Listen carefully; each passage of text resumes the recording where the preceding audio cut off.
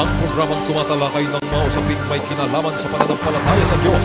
Ang pagtatanghal na sasagot sa mga katanungan patungkol sa banal na kasulatan. Reasons to Faith. Anumang uri ng paniniwala na walang pinagbabatayang katunayan o ebidensya ay matatawag na palapalagay lamang. Reasons of Faith deals with the evidence of our faith. Why we believe, what we believe. Ito ang programang walang pinapanigan, ngunit mayroong tinitindigan. We don't take side, we take stand. Mula sa Reasons of Faith Media Ministry Studio, Manila, Philippines. Narito si Brother Melvin Sarmiento para sa Reasons of Faith Live. Isang mapagpalang araw ng linggo ang muling ipinapabot ng programang Reasons of Faith. Kayo po ay nanonood ng live program. Ngayon pong alas 3 ng hapon, September 6 po ang ating petsa. Unang linggo ngayong buwan ng Setyembre sa taong 2020. Kami po ay nagpapasalamat at nandyan po lagi kayo nakantabay upang patuloy na makibahagi sa pamamagitan po ng mga pagtatanong ninyo na may kinalaman sa usapin ng banal na kasulatan. Akin din pong pinasasalamatan na kasama ko ang aking hunikaiha bilang magsisilbing technical, si Princess Alia Sarmiento. At amin pong inanyayahan na patuloy po kayo mag-forward lamang ng inyong mga tanong at amin pong titiyakin sa inyo na bagamat nakapila yan ay sasagutin ho namin yan. Ito po ang layunin ng programa upang ipagkaloob sa inyo yung mga katunayan ng sinasabi ng Panginoon. Why we believe what we believe, because faith without evidence is presumption. Kinakailangang maintindihan natin kung bakit natin pinapaniwalaan ang mga bagay na ating pinaniniwalaan. Sapagkat yung sinasabi nating paniniwala, kung walang batayan mula sa salita ng Panginoon, walang ebidensya, ay matatawag lamang na palapalagay. So bigyan po natin ng rason ang ating pananampalataya. Okay?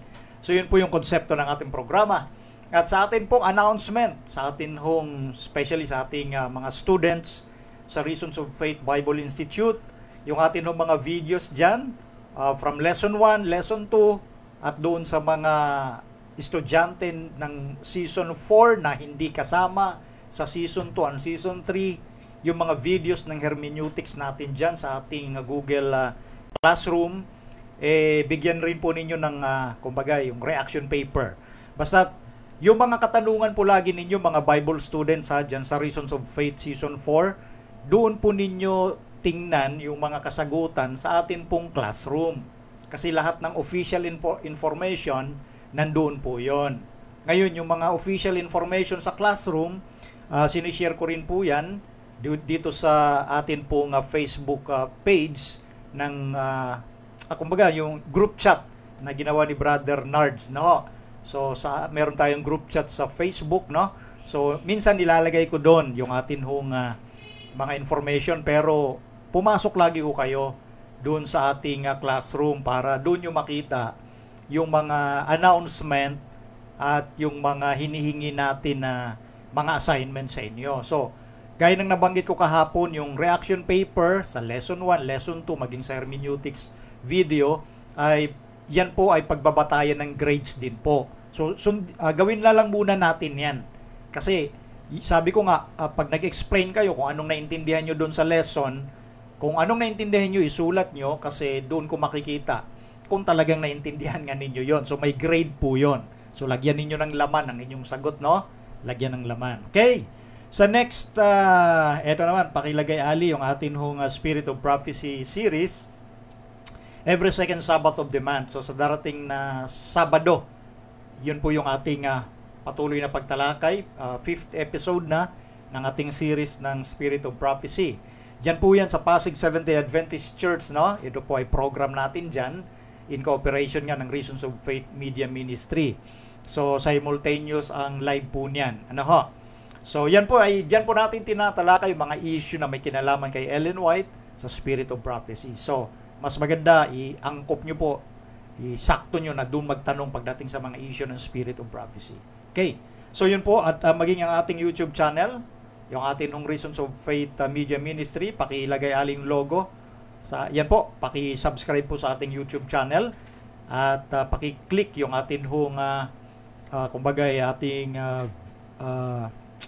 para ma-notify kayo yung button bell doon para ma-notify kayo pag may bago akong ilalagay na video. Okay, so yun lamang po yung ating announcement.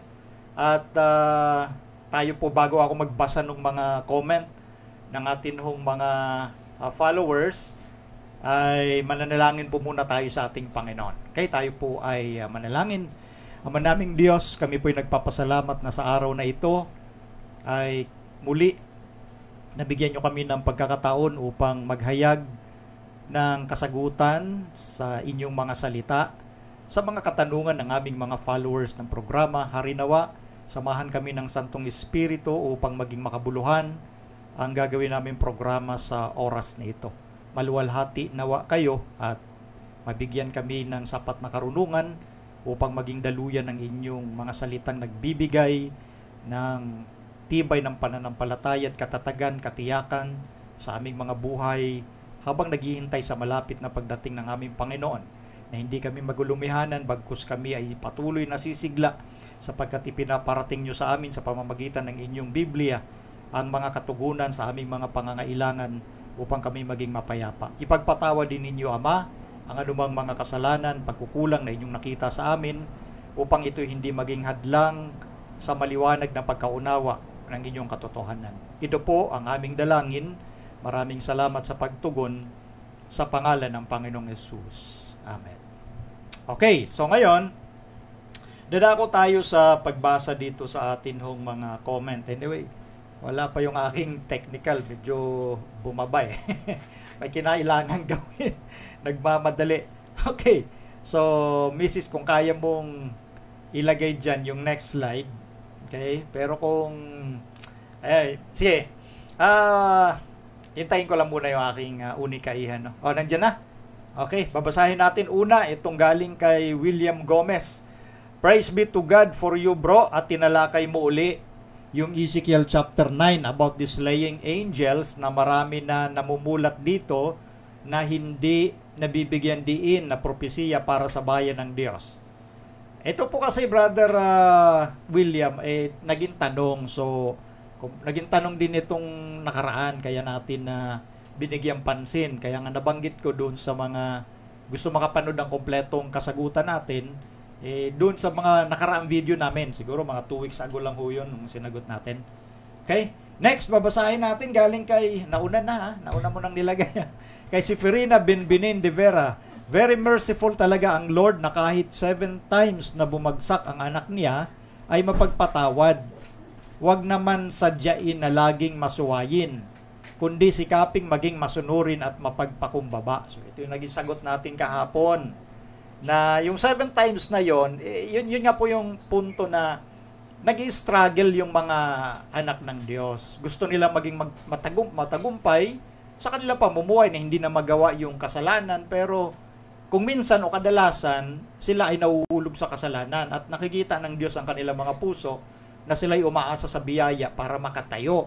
Kaya, yung punto doon, habang sila ay nabubuhay, yung struggle para magtagumpay sa isang partikular na kahinaan na nagiging dahilan ng pagkakasala, pinagtatagumpayan nila. Yun yung punto natin sa pagsagot doon.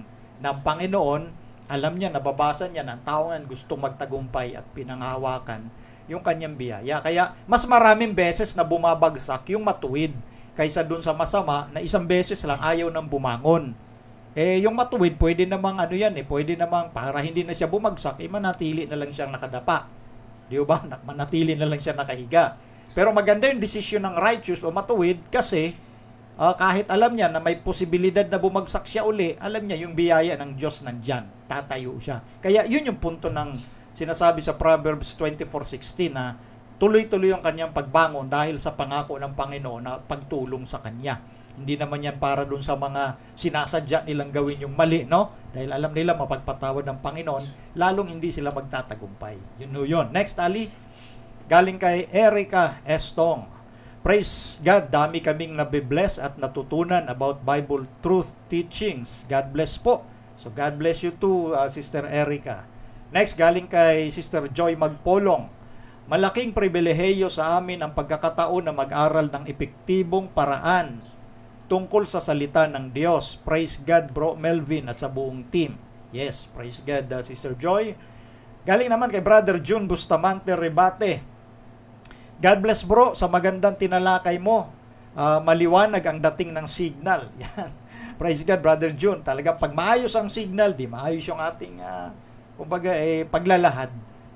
Kung minsan, kung sa tingin po natin mga viewers, mga followers, no, nagpuputol-putol sa inyo, ibig sabihin, may problema din po yung signal nyo. Gawin nyo na lang, pag lumakas signal, i-download nyo na lang. Kaya, para pagka na-download nyo na, saka nyo na lang balikan. Ganyan ang ginagawa ng mga followers natin, no? At ako'y natutuwa dahil kahit hindi sila nakakasabay ng live, napapanood nila matapos na lumakas uli ang signal dahil na-download na nila.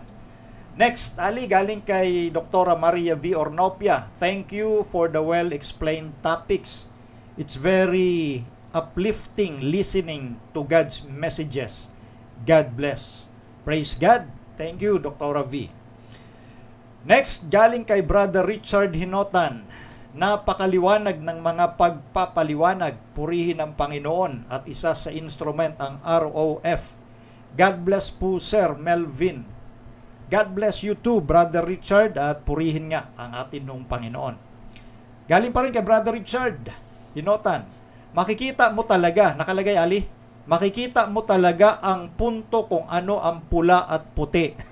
Tama ka dyan, Brother Richard, no? Talagang dapat tingnan natin kung ano yung nakita natin, sabihin natin. Ano yung pula, di pula. Kung puti, di puti. Ganun lang ka simple ang gusto ng ating Panginoon. Kaya nung sinabi ng Panginoon, pag sumagot kayo, oo, oo. Hindi, hindi. Ibig sabihin nun, sabihin kung ano yung dapat. Hindi yung paligoy-ligoy pa. Hindi yung lalagay ka sa gitna.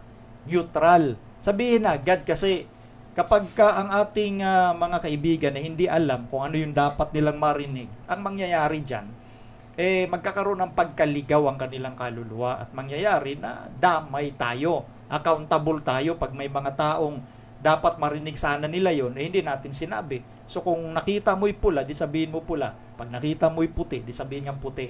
Yun. Praise God, Brother Richard. Next, galing kay Brother Alvin Martin. Brad Melville, okay. Praise the Lord. I will always pray for your success in ministry. God bless you.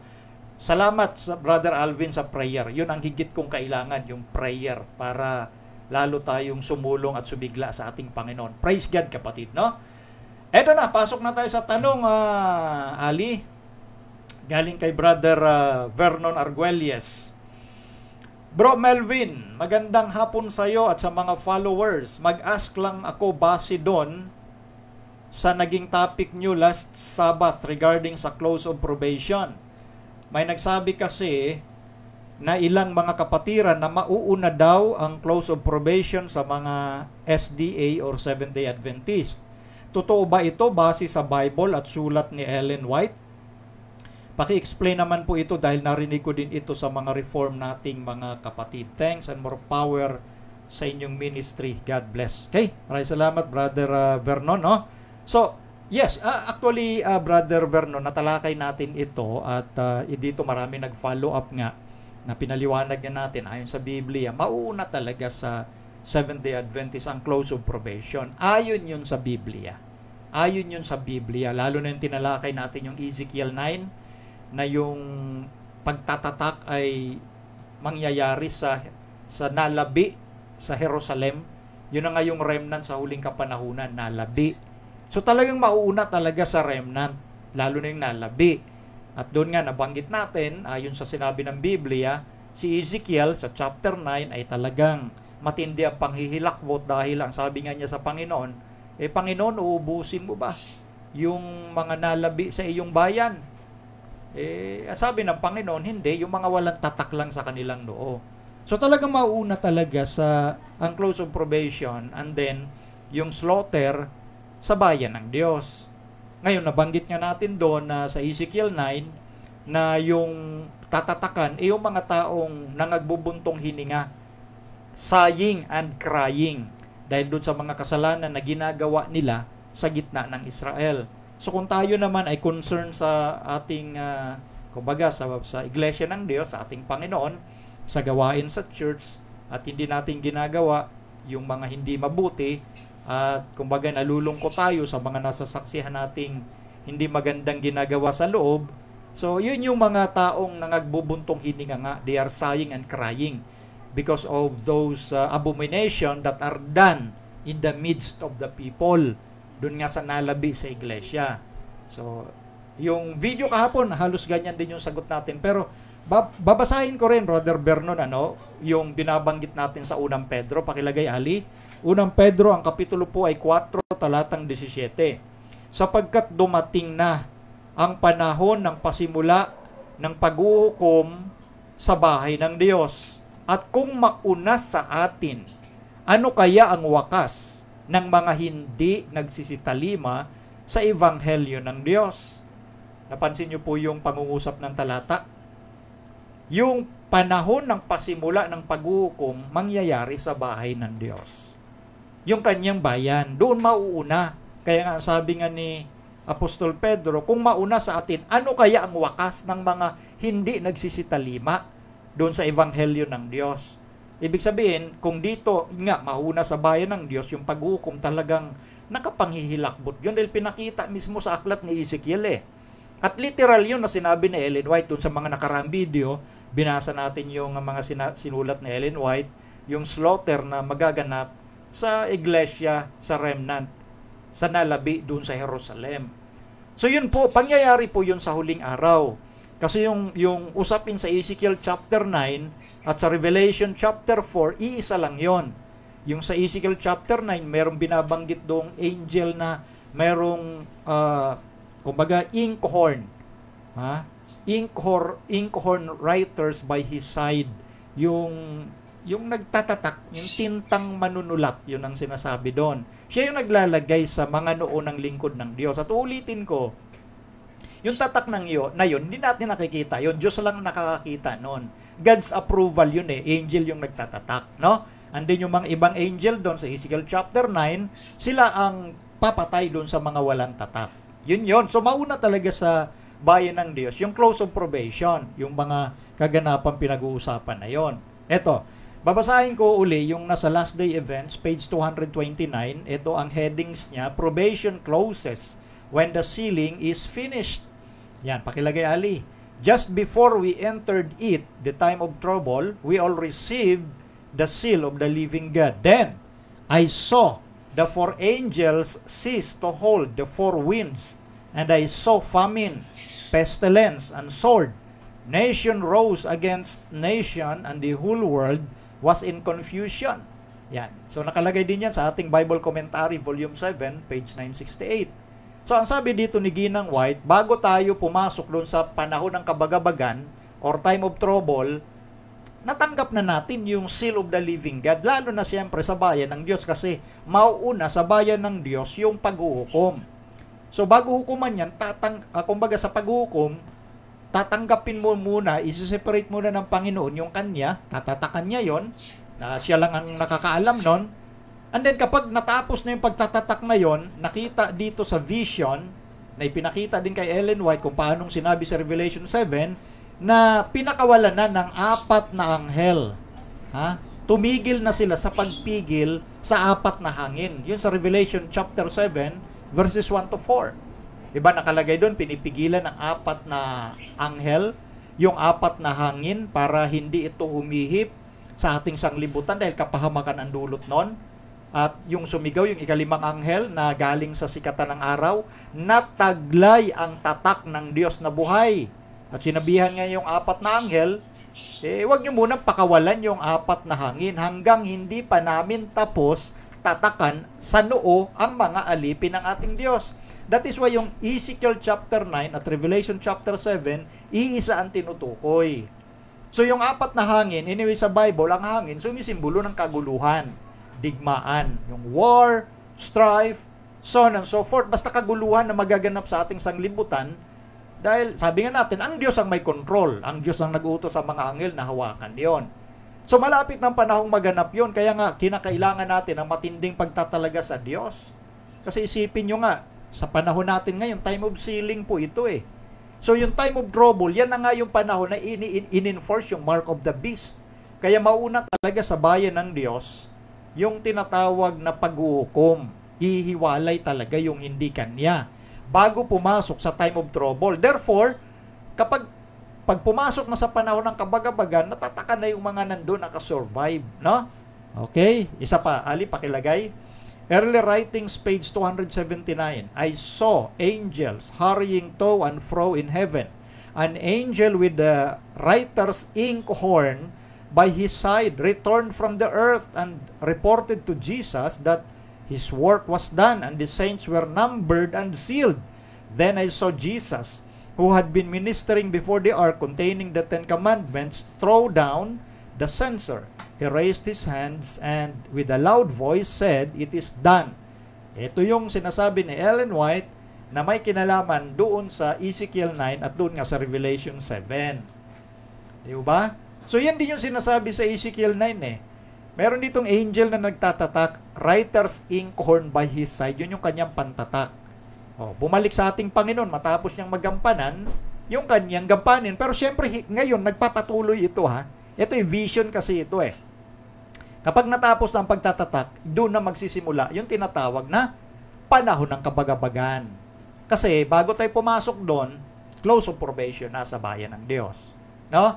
And then mangyayari ngayong loud cry, accompanied by the power of the Holy Spirit. Syempre yung kumbaga, yung latter rain power, mas maliliwanagan ang mga tao sa issue na nagaganap.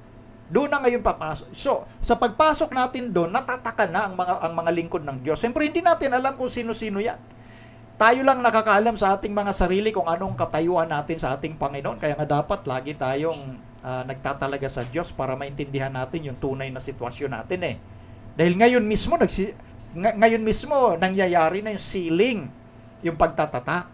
Yun po yun. Kaya nga merong tinatawag na intermission ang Revelation chapter 6 and chapter 8. Bakit ko nabanggit yung chapter 8? Nilagpasan ko chapter 7 ng Revelation.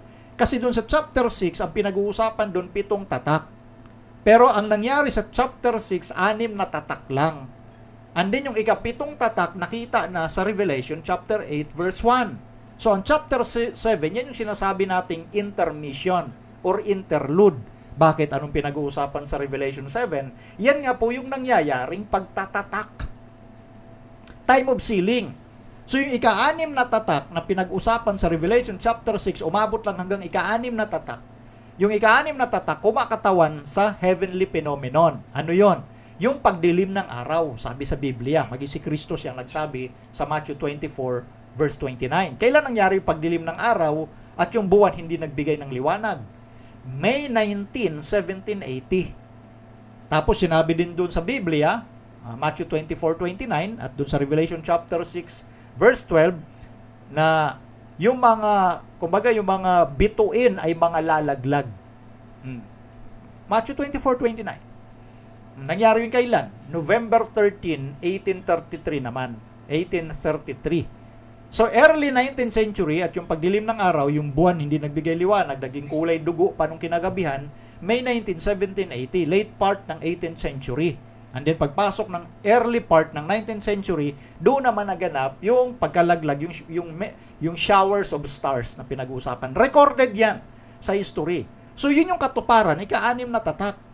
So bago mangyari yung ika-7 tatak, which is the second coming of Jesus, mangyayari muna yung tinatawag na pagtatatak. That is why binabanggit natin ng Revelation chapter 7, intermission or interlude. Bago maganap, pagkatapos ng ika-6 na tatak, heavenly phenomenon, bago maganap yung second coming, may pagtatatak muna. At yun nga, mauna ang close of probation sa bayan ng Diyos. Gagaya ng sinabi ni Pedro, unang Pedro 4:7. Yun po yun. Ngayon, ito, magbabasa pa tayo. Pakilagay, Ali. When probation ends, it will come suddenly, unexpectedly, at a time when we are least expecting it, but we can have a clean record in heaven today and know that God accepts us. Isa pa. When the work, dyan mismo yan, Ali, when the work of the investigative judgment closes, the destiny of all will have been decided for life or death. Probation is ended a short time before the appearing of the Lord in the clouds of heaven. Last Day Events, page 231. Yan.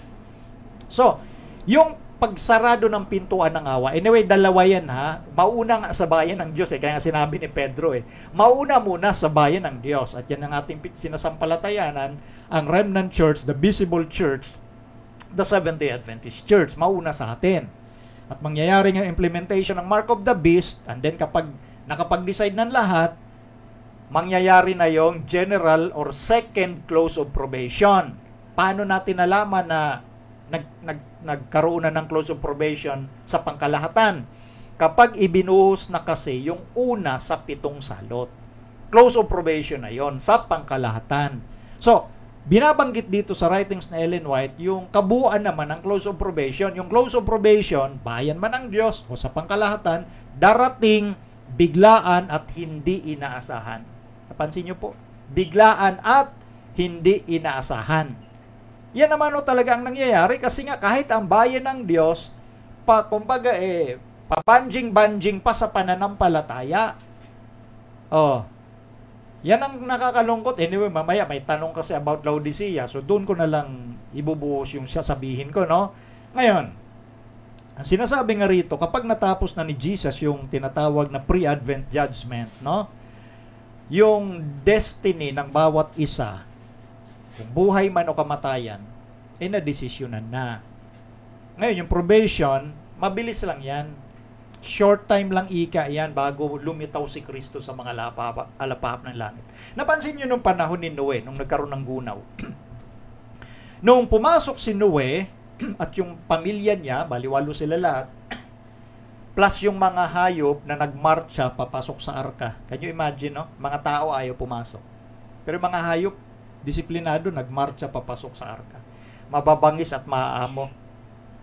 Partner. Walang nag-akay sa kanilang tao. Alam natin, nag-akay sa kanila supernatural. Doon pa lang dapat nabuksan na yung mata ng mga tao, pero nanatili sila sa katigasan ng ulo. In short, nakasakay na sila Noe, nandun na yung mga hayop na sinabi ng Panginoon, sinara na ng Diyos yung pintuan ng barko. 7 araw pa bago umulan.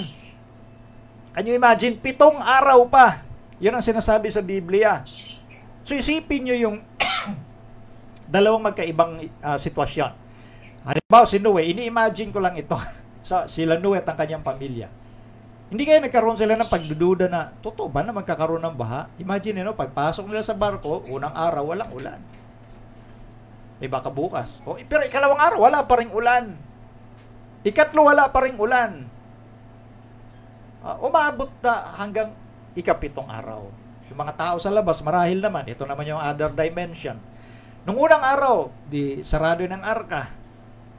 Unang araw, siguro tinitingnan nila yung mga, kung may mga alapaap dyan, kasi hindi naman umuulan noon, walang nabubuong mga ulap para umulan. Siguro nagtatawanan na sila, talagang si Noe, baliw talaga ito.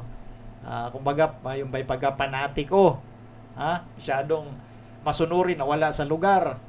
Ikalawang araw, wala pa ring ulan. Ikatlong araw, walang ulan. Hindi, nagtatawanan. Balik sa dating buhay yung mga ungodly. Balik sa feasting, drinking, so on and so forth. Yung mga dati nilang ginagawa. Ka-6 na araw, walang ulan.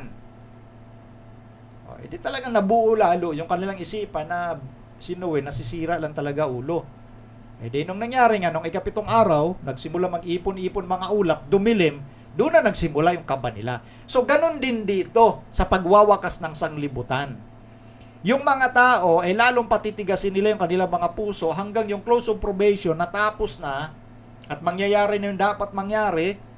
Sunday law, 7 last plagues, uusigin yung mga matitigas ang ulong, ayaw sumunod sa kapakanan ng higit na nakakarami.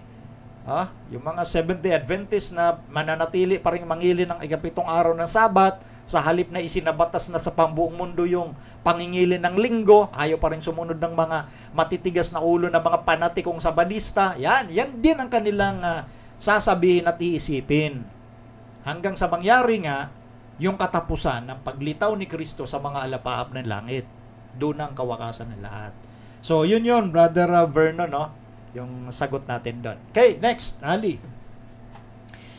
Ito ay hindi nagpakilala nating kapatid, kaya nilagay ko anonymous. Good afternoon, Bro Melvin. May isa sangguni ako tungkol sa masigasig na magkapatid.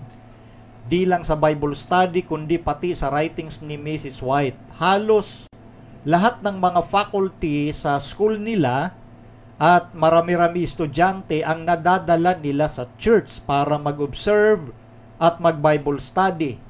Yun ay before COVID. Ngayon, online communication na lang. Ang problem ay may kapatid na pinagsasabihan sila na mali ang kanilang paraan kasi masakit daw magsalita.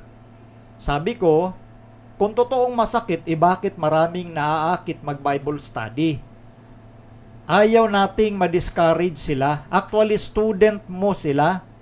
Yung masakit, subjective yan. Sa mga hardcore minsan kailangan. Ang problem, yung sinasabi nilang masakit, yun lang naaalala ng bashers. Hindi naman siguro, Ali, yung nalagay mo na ba yung sunod? Hindi naman siguro sasama sa kanila kung sa pananaw masakit sila magsalita. Sabi pa nga, nagpapakatotoo. Panay Bible text and Ellen G. White sila pag sumagot. Mga super Christians ang usually galit. Pinagsabihan pa nga na kabago-bago lang. Buti na lang di nag-backslide. Ngayon, naintindihan nila na ganun talaga ang gumagawa sa gawain. Alam kong ito rin ang mithiin ng Reasons of Faith or ROF. Anong take mo dito? More power and God bless. So maraming salamat kapatid na anonymous dito sa inyong ipinorward. No? Although ito ganito ha. Siyempre hindi ko naman narinig yung mga actuation kung ano yung mga sinasabing masakit magsalita yung magkapatid na yon at may kapatid daw tayo naman na sinasabihan yung masigasig na magkapatid na yon na kabago-bago lang. So, pero yung magkapatid daw na yun na masakit magsalita, maraming nadadala lalo na nung panahon hindi pa nagka-COVID. Ngayon, online communication na lang. Gaya ng sabi ko, hindi ko naman narinig. In fairness, kung anong klaseng, paano ba sila magsalita ng masakit? Bakit nasabing masakit? Gaano ba kasakit yung masakit? Hindi ko nga narinig. Pero, ang pagbabatayan ko lang nasagot, ayon dito sa na-forward. Hanggang dito lang ako. Doon ko, kumbaga, ibabalance yung mga puntong yun, no? At itong mga dalawang magkapatid daw ito, na estudyante din ng Reasons of Faith. Okay. So, eto, halos lahat daw kasi nung sa faculty nila, marami-rami estudyante nadadala nila sa church. Ba, ibig sabihin, maganda yung impluensya nitong magkapatid. Kasi para madala mo yung halos lahat ng faculty ng school, iba yon. Di ba? Bibihira nakakagawa nun kahit sa matagal na sa pananampalatayang Seventh-day Adventist. Kaya kung totoo na ganun nga, Mr. Anonymous, saludo ako dito sa magkapatid na to. Kasi bibihira ito na halos lahat ng faculty sa school madala mo sa church. Bihira yan. Kaya believe ako dito sa sigasig nitong magkapatid. O ngayon, doon naman halimbawa sa ibang kapatid na nagagalit sa magkapatid. Huwag kayo ma-confuse sa puro kapatid na salita ha. Kumbaga, may dalawang magkapatid na masigasig. Magkapatid sa laman. Ay, itong isa, kapatid sa pananampalataya. Itong isa daw, bashers nung magkapatid. Okay, so pinasimplify na lang natin, no? Ganito ha, itong bashers, nasasaktan marahil ito dahil doon siguro kung ano yung pananalita ng magkapatid, no? Pero sabi ko nga, hindi ko naman narinig paano ba magsalita yan. Pero magbabase lang ako ng sagot batay dito sa, kumbaga, ina-analyze ko ng mga punto sa tanong, no? Ito ang masasabi ko dito sa basher na marahil matagal na sa pananampalataya. Kapag meron tayong mga kapatid na bago sa pananampalataya at masigasig, huwag mong patayin ang ningas ng espiritu nila. Dahil marahil kung totoo man na nasasaktan itong isa na ito, na marahil matagal na sa pananampalataya, unawain mo na lang kasi mga bago yan. Okay? At huwag mong patayin yung ningas ng kanilang alab ng pananampalataya. I-support nyo pa. I-support nyo. Isipin mo, nadadala pa nung magkapatid ha. Yung maraming mga kapwa-estudyante at mga faculty sa school. So magandang magandang mga lingkod dito ng Panginoon dahil yun nga ang purpose kung bakit ka Seventh-day Adventist. Akayin mo ang tao para makilala ang Diyos . So dapat marahil kung may nasabi sila na hindi maganda sa pandinig nitong nagbabas sa kanila, unawain mo na lang. Kasi nga mga bago. Kung ganun nga ang sitwasyon. Kaya nga sabi ko, hindi ko naman alam kung anong salita yung sinasabi ng dalawa na masakit. Okay? So, binabatay ko lang yung punto doon na tayong mga marahil mas nauna sa mga bago. Siyempre, bago eh. Matuto tayong magpasensya at umunawa. At ang gagawin natin, kung merong hindi man silang magandang nagagawa una sa salita, payuhan na lang natin. Huwag nating sasabihan yung mga bago na kabago-bago nyo pa lang. No, mali yun. Ano ngayon kung bago? Ano ngayon kung bago, kung maganda naman yung kanilang ginagawa, lalo na nagdadala sila ng mga tao para mag-observe sa church. Hindi dapat lumalabas sa bibig ng matatagal na sa pananampalataya, nakabago-bago nyo pa lang. Huwag ganon. Ano ngayon kung matagal ka na? Diba sabi ni Kristo, may mga nauna na mahuhuli at yung mga huli mauuna. Kaya wag nating gawing barometro na tayo'y matagal na sa pananampalataya at yung iba bago. Yung minsan kasi, hindi ko sinasabing ito yun minsan kasi, ang ganyang karanasan na nag-aaway-away yung dati at bago, minsan inggitan. Ganyan ang nangyayari. Pasensya na, ganun talaga, inggit. May mga nangyayari talaga, madalas yan yung inggit. Kahit sabihin bago pero masigasig, kinaiinggitan ng matatagal na tamad. yung mga walang ginagawa sa iglesia, ang ginagawa lang nila, pamasid-masid kung anong mapupunang mali. Yun ang ginagawa lang nila. Ang tagal na nila sa pananampalataya. Sana man lang pinalakas nila yung loob ng mga bago na marahil may mga, syempre bago nga, marahil may mga nagagawa silang medyo hindi tama rin. So, ang gagawin mo, alalayan mo sila sa halip na pagsabihan mo, bago-bago nyo pa lang. Alalayan nyo, ituwid nyo, kausapin nyo. Huwag nyo namang dudurugin yung kanilang alam ng pananampalataya. Pag sinabihan mo kabago-bago, sabi nga ng Mr. Anonymous, buti na lang hindi nag-backslide. O tama, buti na lang hindi nag-backslide. Yan yung sinasabi ko madalas sa mga estudyante ko. At eksakto, estudyante ko daw sila. Huwag ho kayong basta-basta maging balat sibuyas. No? Sa pananampalataya ho, pag hindi ka balat buhaya, talagang lalabas ka rito. Yan, nabanggit ko na, balat buhaya. Kasi pag balat sibuyas kayo, magbabackslide ho talaga kayo dito. Kahit nga ako mismo ito, ang tagal ko na sa pananampalataya ang dami ko pang, kumbaga, nararanasang hindi maganda. Siyempre, hindi ko naman sasabihin yon. Pero hindi ko sinasabi yon sa kahit kanino man. Ang gusto sana natin yung support para lalo tayo mag-alab sa faith. Pero yung napapansin mo sa iba, hindi ganun Hindi ka man lang nabibigyan ng kahit isang sentence man lang na support. Di ba maganda yun sa mga taong masigasig na makarinig man lang na magagandang pananalita. Lalo silang sumisigla. Hindi para i-flatter, iba naman yung flattery kaysa doon sa tinatawag na palalakasin mo yung alab ng kanilang ilaw. Mas maganda nagsasalita tayo, palalakasin yung alab ng ilaw. Huwag mong papatayin yung ningas. Di ba yun ang sabi ng apostol na si Pablo sa mga taga-Tesalonica? Huwag ninyong patayin ang ningas ng espiritu. Kung nakikita ninyong may mga kapatid na maalab, suportahan nyo. Kung merong sa tingin nyo medyo hindi magandang nagawa, kausapin nyo. Ganun kasimple yun. Ito ang problema kahit mananampalataya. Alam nila may nagagawang hindi maganda yung ilan sa masigasig. Sa halip na kausapin nila, sa iba pa kinikwento. So ano yan? Hindi paraan ni Kristo yan. Paraan niya ng kaaway. Nagpo-produce yan ng dissension. Nagpo-produce yan ng faction o pagkakabahabahagi. So kung may concern ka talaga sa tao, kung may nakita kang siyang ginawa na hindi maganda, kung may sinabi siya sa'yo hindi maganda, masakit sa pandinig mo, it's either you bite the bullet or kausapin mo siya. Ganun lang yon. Hindi yung ipagkikwento mo pa sa iba. Di ba? So, yan yung nakikita ko ritong pag-aanalisa sa bagay na sinasabi ko rito.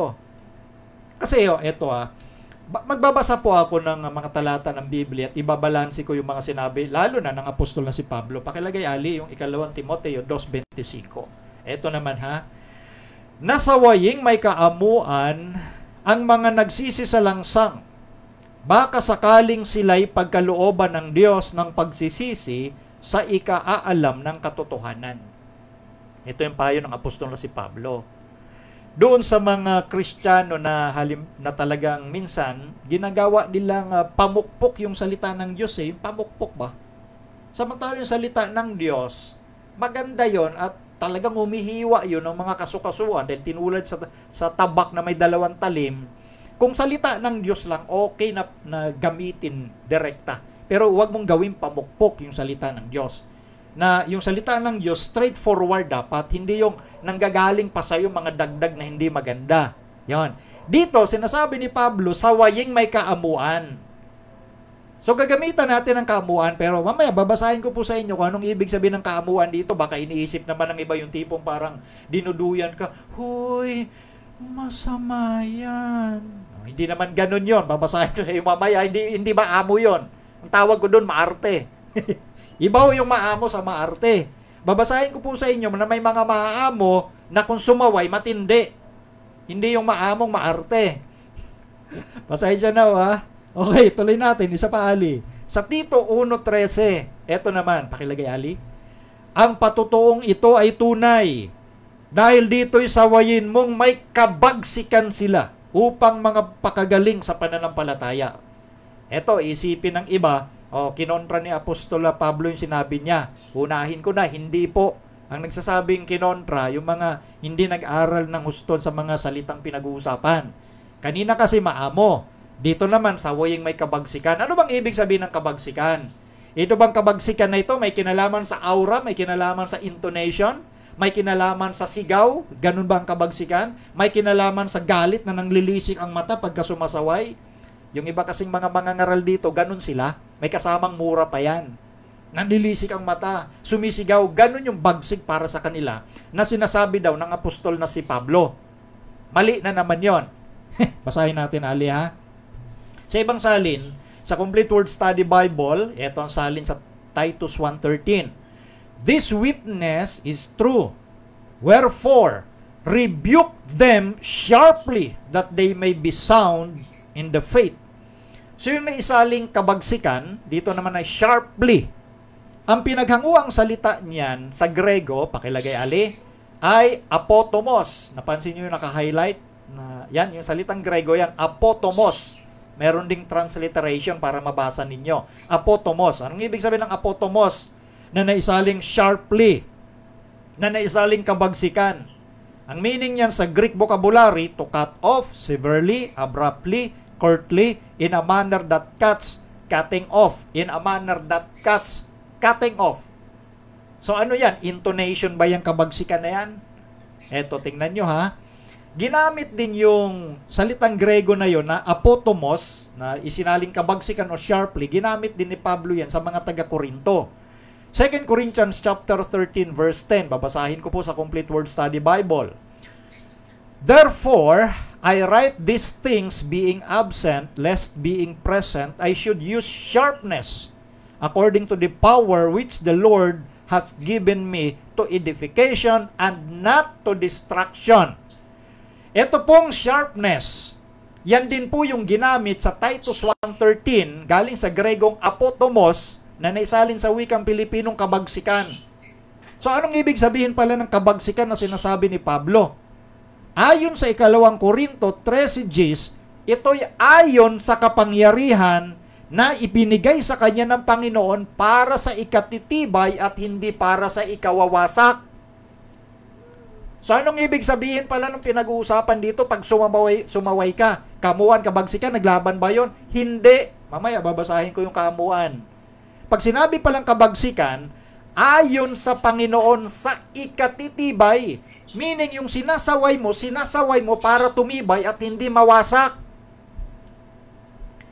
Kung yung mga bago na yan, pagsabihan mo, ang sipag na nga nila, pagsasabihan mo pang kabago-bago yan, sa tingin mo, ikatitibay yan ng bagong masigla sa pananampalataya. Dudurugin mo yung kanyang init ng pananampalataya So yun yung maling pagsaway. Ang sinasabi pala ni Apostol Pablo na kabagsikan ayon sa kapangyarihan ng Diyos, meaning to say, yung salita ng Diyos, gagamitin mo sa kanila sa ikatitibay nila pa at hindi sa ikawawasak. Pag sumaway ka, ang isipin mo, yung pananalita mo, ikatitibay pa rin nila kahit sinasaway mo sila. Nakita po ninyo yon. Hindi yung sasawayin mo sila na madudurog ang kanilang pananampalataya. Yun yung kabagsikan ng sanglibutan. Yung nagmumura, nanlilisik ang mata. Yun yung pangsanglibutang kabagsikan yun eh. Yung kabagsikan palang sinasabi ng apostol na si Pablo, kabagsikang ikatitibay ng sinasaway kung susunod siya ron at hindi ikawawasak. So ganun dapat nating pinag-aaralan ang bawat salitang ginagamit sa Biblia dahil si Apostol Pablo, ministro yun ng Diyos eh. Tingnan nyo ha, magbabasa ako ng mga salita sa Biblia na ang pagsaway ni Pablo sa ikatitibay pag sinunod nila yan, hindi sa ikawawasak. Pakilagay ali. Dito rin sa taga-Korinto, unang Korinto 5:1, sa kasalukuyay nababalita na sa inyo'y may pakikiapid, at ang ganyang pakikiapid ay wala kahit sa mga hintil na isa sa inyo'y nag-aari ng asawa ng kanyang ama. Verse 2, at kayo'y mga mapagpalalo at hindi kayo bagkos ng alumbay upang maalis sa gitna ninyo ang gumagawa ng gawang ito. Verse 3, sapagkat ako, sa katotohanan, bagamat wala sa harapan ninyo sa katawan, ngunit ako'y nasa harapan ninyo sa espiritu. Aking ang hinatulan na ang gumawa ng bagay na ito, na tulad sa ako'y nahaharap sa pangalan ng ating Panginoong Jesus, nang nangagkakatipon kayo, at ang aking espiritu na taglay ang kapangyarihan ng ating Panginoong Jesus. Verse 5, upang ang ganyan ay ibigay kay Satanas sa ikawawasak ng laman, upang ang espiritu ay maligtas sa araw ng Panginoon. Yan, sinadya kong basahin yung 5 talatang yon. Ito yung saway na kabagsikan, sa ikatitibay, hindi sa ikawawasak. Isa-isahin natin. Kaya sumulat si Pablo sa mga taga-Korinto dahil may sumbong. May sumbong yung ilan sa mga kapatid at may mga problemang nangyayari doon. Kaya wala si Pablo mismo sa harapan nila. Sulat ito eh. Nabalitaan ni Pablo na may ilan doon, nakikiapid, Kristiyano, nakikiapid. May asawa, nakikipagrelasyon sa iba. At ang masama dito, yung pinakiapiran ng kapatid na ito, yung asawa ng kanyang ama. Eh di ba? Ang saklap. At kaya sabi ni Pablo, wala nga sa mga hintil yung ganyang gawain na yan eh. Pakiapiran mo, asawa ng tatay mo. O di ba, masamang ginagawa nila. Ano pa? Yung iba doon, mga mapagpalalo, mapagmataas, meaning mayayabang. So paano sumaway si Pablo? Sinasabi niya na kanyang hinahatulan yung mga gawang yaon, meaning mapapahamak kayo pag hindi ninyo iniwan yung gawa ng laman. Ito'y straightforward. Yung gumagawa ng mga bagay na ito, maalis sa gitna ninyo. Gagawa ng disciplinary action ng apostol na si Pablo, hindi niya itatago. Ngayon kasi tinatago pinagtatakpan. May nangyaring pakikiapid, pagtatakpan. Di ba? Hindi ihahayag. Yung iba takot, nilihim, bagamat alam niya na may nangyaring pakikiapid, nilihim. As lumipas ang matagal na panahon, saka ibubulgar. Panahon ni apostol na si Pablo, ito yung paraan ng Panginoon. Kaya sinasabihan niya ng direkta, bagamat wala siya sa harap, kanyang hinatulan na yung gumawa ng mga bagay na ito, hinahatulan niya sa pangalan ng Panginoong Jesus. Para ang anong dapat mangyari? Yung gumagawa ng ganyan, ibigay kay Satanas sa ikawawasak ng laman. Pero siyempre, pag ikaw ay nagsisi, iwanan mo yung gawa na yun na gawang laman, na mapupunta kay Satanas talaga yung ganyong gawain, yung spirit mo maliligtas sa araw ng Panginoon. Yun yung punto niya sa verse 5. Pag iniwanan nyo yung mga gawang yun na masasama. Yung gawang yung gawa ng laman, gawa ni Satanas yun. So, diretso yung kanyang sinabi. Ito yung saway na may kabagsikan, pero dito pa nagmumura ang apostol na si Pablo. Yung puso nga niya, pag inintindi mo yung kanyang pagkasulat, talagang matindi yung kanyang yearning, yung kanyang pananabik na sana magbago itong mga kapatid na ito. So, ang kanyang concern, hindi para mawasak yung kapatid, kundi sana tumibay pag iniwanan niya yung masasamang ginagawa niya. Kaya nga sinabi niya, upang ang ganyan ibigay kay Satanas. Kasi gawang laman yun, talagang kay Satanas yun. Sa postmodern ngayon, hindi nila sasabihin yun. Yung iba, paabro din pa. Siyempre, ka-brother kamarader opisyalis na ha. Paabro din nila. Minsan napunta ako sa isang church, hindi ko nasasabihin. Siyempre, nagsalita ako. After makapagsalita ko, lapitan yung mga kapatid, nagsusumbong, kaliwat kanan. Yung mga kapatid na matatanda yun ha. Mga senior, nagsusumbong sa bata. Sipin nyo yun. Pinapa-abroad lang daw yung mga nakagawa ng kalukuhan na leader sa kanilang church, palalamigin. Dapat sinasabihan ng direkta. Yun yung saway na kabay-kabagsikan. Hindi yung pa-abroadin mo para palamigin lang ang sitwasyon. Kaya nga yan yung mangyayari sa Ezekiel chapter 9. Ipapatayin talaga ng mga slaughtering angel, yung mga gumagawa ng kalukuhan sa gitna ng bayan ng Diyos. Mamamatay talaga. Kaya ngayon, tigilan na ninyo yan kung ano yung mga kalukuhang ginagawa ninyo. Yung mga masamang iniisip nyo sa inyong kapwa, na sa halip na suportahan ninyo dahil nakikita ninyo, maganda naman yung kanilang espiritu, gusto naman nila na maglingkod talaga sa Panginoon. Siguro dahil sa bago-bago lang nila, may nagagawa talagang hindi maganda, kaya tayong matatanda na, o matatagal na, sakit mo naman magsalita, matatanda, hindi, matatagal na, alalayan na lang natin, support natin, and then ituwid kung ano mang merong mga pagkakamali, marahil sila sa paningin ninyo. Pero eto naman, hindi lisenso na magsalita ka ng hindi maganda. Kaya ingatan mo rin yung lalabas na salita sa pandinig ng ating kapatid. Mag-ingat din tayo. Hindi naman lisensya natin na dahil gumagawa ka sa Panginoon, okay lang bitawan mo ng bitawan ng salita na hindi mo iniisip na makakasakit pala sa pandinig nila. Mag-ingat din. Hindi lisensya na, dahil ito ang pambalance natin. Hindi naman lisensya na dahil masigasig ka sa gawain ng Panginoon, ay bitaw ka lang ng bitaw ng salita na hindi mo iniisip na nakakasakit na pala ng kapwa mo. Mali naman yon. Hindi ibig sabihin na diretso ka magsalita, hindi ka na mag-iingat. Si Pablo, sumasaway may kabagsikan, pero maingat siya. Sinasabi niya yung diretso, yung literal na mangyayari sa'yo, pag di mo iniwanan yung masamang gawa, kanino ka mapupunta? Di kay Satanas. Walang purgatorio kang pupuntahan, kay Satanas ka pupunta. Hindi ka pupurgahin doon sa purgatorio. Okay, balikan natin yung salita naman maamo. Ali, pakilagay. Eto galing ito sa Gregong salitang prautis. Ano ibig sabihin ng prautis? Meaning, meek, meekness, mildness, forbearance. So ito yung kaamuan na sinasabi kanina ni Pablo kay Timoteo. Ito pa, idugtong mo Ali. Primarily, it does not denote outward expression of feeling, but an inward grace of the soul, calmness toward God in particular. It is the acceptance of God's dealings with us, considering them as good in that they enhance the closeness of our relationship with Him. Next. However, prowess encompasses expressing wrath toward the sin of man, as demonstrated by the Lord Jesus, who indeed was called meek, but expressed His anger toward those who were chiding Him because He had done good on the Sabbath day. This meekness does not blame God for the persecutions and evil doings of men. It is not the result of weakness.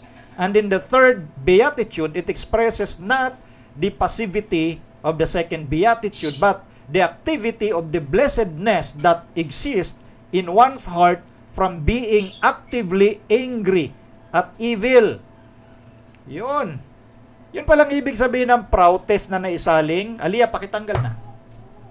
Yun palang ibig sabihin ng prowess na naisaling kaamuan. Hindi pala yun yung kaartihang magsalita na napakalambing. Anyway, hindi ko po, kumbaga, hindi ko rito, kumbaga, kinukutya, no? Huwag yung isipin kinukutya ko yung mga malambing. May mga tao talagang mahinahon talaga magsalita. Hindi ko kinukutya yung mga yun. Yung sinasabi ko lang yung kaartihan, no? May mga malambing lang talagang magsalita. Pero, eto, balik tayo rito. Merong kumbaga, yung kaamuan dito, hindi nangangahulugang ika ng outward expression. Yun nga yung sinasabi ko kanina, may arting halo. Hindi ganun yung kaamuan pinag-uusapan, kundi yung inward grace ng kaluluwa natin. Calmness. Kalmado ka habang sinasabi mo yung pagsaway sa kanya. Kasi nga, ang punto mo, sasawayin mo siya para tumibay at hindi para mawasak. So yung salitang kabagsikan, at yung kaamuan, pareho lang ang puntong pinag-uusapan. Kabagsikan, diretso ka magsalita, pero hindi para mawasak siya, kundi para tumibay siya pag nagbago siya, pag tinuwid niya yung maling ginagawa niya. Yung kaamuan naman, kalmado ka habang sinasabi mo yung pagsaway. So, walang contradiction doon. At dito nga, an example, dito sa Greek, vocabulary ng salitang prautes, na yung kaamuang ito ay merong tinatawag din ng paghahayag mo ng galit doon sa kasalanang ginawa ng tao. Yun yung binasa natin kanina. So, hindi pala ibig sabihin na maamo ka, hindi ka na magsasalita at sasaway ka at i-express mo, ihayag mo yung galit sa kasalanan ng taong gumagawa. Kagaya ng binasa natin sa unang Korinto 5. Kaamuan yun ni Pablo pero inihayag niya yung galit sa kasalanang ginawa. Katulad nun, nakiapid sa asawa ng tatay niya, yung mga mapagpalalo. Kaamuang pagsawa yun ni Pablo. At binanggit nga rito sa kanyang ibig sabihin ng prautes, si Kristo mismo, kung meron pang ibang, siyempre wala nang iba. Si Kristo ang pinakamaamong tao na nabuhay sa mundo. Pero si Kristo, nag-express ng kanyang galit. Ang tawag doon, righteous indignation. Pwede kang magalit. Pero matuwid na pagkagalit, gaya ng ginawa ni Kristo. Ito daw pala, hindi ibig sabihin ng kaamuang ito, hindi ito resulta ng kahinaan. Huwag namang ipagkamali ito ng iba. Hindi ito resulta ng kahinaan. Ito po yung espiritu na pinag-uusapang hindi nangangahulugan ng maamo ka, hindi ka na magsasalita laban dun sa kasalanang nangyayari. Mali yon. Hindi ka amuan yon. Tawag ko dun postmodernism. Hindi ka nagagalit sa kasalanan. Ganun ang problema doon. So, pwede kang magalit kagaya ng ginawa ni Kristo. Tingnan nyo, basahin natin. Pakilagay Ali, Marcos 3:5. Pakilagay. Tapos ayusin natin yung espiritu na to. Sabi rito, at nang siya'y lumingap sa kanila sa palibot-libot, na may galit sapagkat ikinalungkot niya ang katigasan ng kanilang puso, ay sinabi niya sa lalaki, iunat mo ang iyong kamay. At iniunat niya at gumaling ang kanyang kamay. Napansin niyo po yon? Ang ating Panginoong Jesucristo doon sa sinagoga, no? Doon sa panahong nagpagaling siya ng lalaking may problema sa kamay. Kumbaga nalungkot si Kristo sa inugali ng mga Pariseo sa halip na suportahan nila yung ginagawa ni Kristo nagpagaling, mayroong malasakit sa taong may sakit, nagalit pa sila sa ating Panginoon. Bakit niya gagamutin? Lalo na sa madalas na instances, ginagamot ni Kristo araw ng Sabat. Sa halip na suportahan nila, hindi. Kaya si Kristo, tumingin sa paligid, lalo na sa mga Pariseo, lumingap siya sa kanila, na alin? May galit. Di nagalit ang ating Panginoon, pero maamo siya. Nagalit ang ating Panginoon. Bakit? Yung galit niya ay pagkalungkot sa katigasan ng puso ng tao. So, pwede kang magalit, pero yung kagagalitan mo, yung masamang ginagawa sa'yo. Hindi yung kagagalitan mo yung tao. Si Kristo nagalit siya doon sa katigasan ng kanilang mga puso. Na sa halip na suportahan yung ginagawa niyang pagpapagaling, gusto pa siyang ipahamak ng mga eskriba at pariseo. So, pwede kang magalit. Yung maamo, pwedeng nagagalit. Pero yung kinagagalitan mo, yung masamang nangyayaring, masamang ginagawa. Hindi masamang magalit. Tingnan nyo, isa pa. Sulat ni Pablo sa Efeso. Lagay mo, Ali. Efeso 4:26. Kayo'y mga galit at huwag kayong magkasala. Huwag lumubog ang araw sa inyong galit. Hindi pwedeng magalit, pero sa pagkagalit, huwag magkasala. Meron tinatawag kasing righteous indignation. Halimbawa, may tao, nakita ka, binugbog yung isa ring tao. Hindi magalit ka doon sa nambubugbog. Ba't mo binubugbog yan? Okay lang na magalit ka. Righteous indignation yan.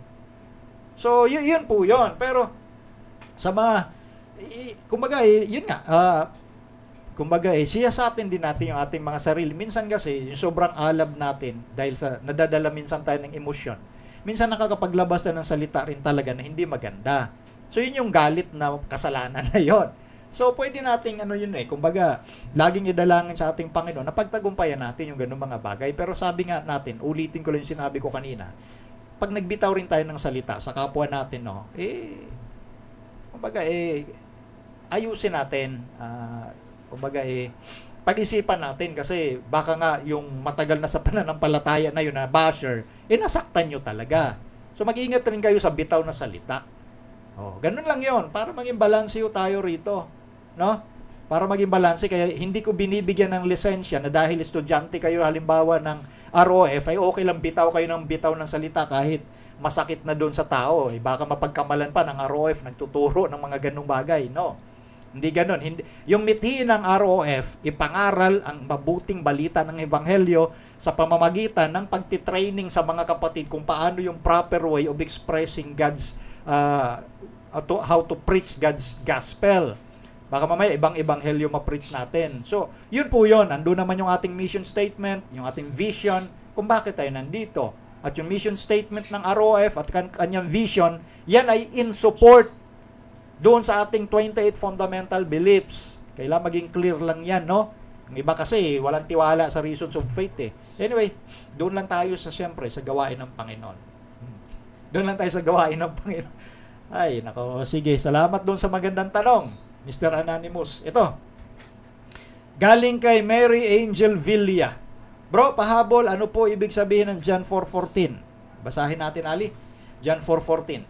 Datapot ang sino mang uminom o umiinom ng tubig na sa kanya'y aking ibibigay ay hindi mauuhaw magpakailanman. Ngunit ang tubig na sa kanya'y... ba't naputol? Nako, naputol. Anyway, naputol, Ali. Wala na dyan. Anong nakalagay dyan? Di ba? Wala. Anyway, ganito yan. Ang nilalaman lang kasi, ito kasi usapin noong